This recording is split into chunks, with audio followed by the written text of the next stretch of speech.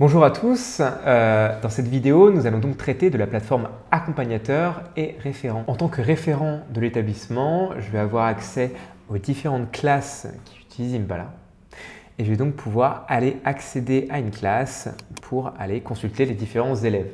Donc ici, on a la même vue entre les référents et les accompagnateurs principaux et les accompagnateurs. Et donc, je vais pouvoir directement aller consulter les bilans et les travaux individuels de chacun de mes élèves. Et lorsque vous cliquerez sur un élève, vous aurez directement une synthèse de son travail individuel, donc constitué de différents points de bilan qu'on verra dans la partie bilan, son projet d'orientation qui aura donc été travaillé via les différentes fonctionnalités d'Impala, donc avec les métiers que le jeune a sélectionnés et les formations qui lui ont plu. Vous retrouverez également la progression de son parcours avec donc, le détail des notions validées pour chacun des dossiers que composent donc les chapitres. Vous retrouverez son portfolio donc, pour accéder à son CV, sa lettre de motivation et son module pour trouver un stage.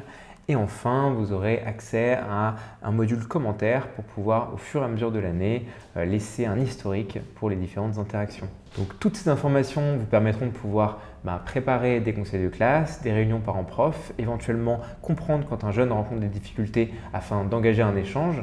Bref, en fait, de réellement pouvoir directement accéder à de l'information qualitative sur l'ensemble des jeunes de votre classe pour pouvoir les accompagner au moment où ils en ont besoin.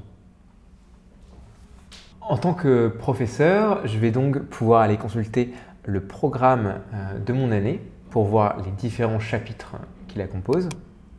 Donc on voit ici qu'il y a effectivement un atelier de lancement qui permet de pouvoir directement avoir la recette pour lancer avec mes élèves. Et je vais avoir les différents chapitres.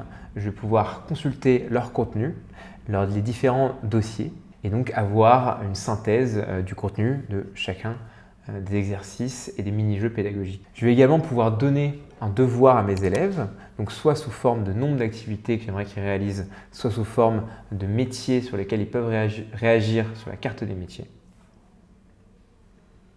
Et donc choisir un nombre et une date butoir. Je vais également avoir accès à tout un tas de ressources, donc à la fois des ateliers. Alors, qu'est-ce que c'est qu'un atelier? Un atelier, c'est donc tout un tas de recettes d'animation, de moments en classe, en groupe et sans ordinateur pour travailler sur Impala.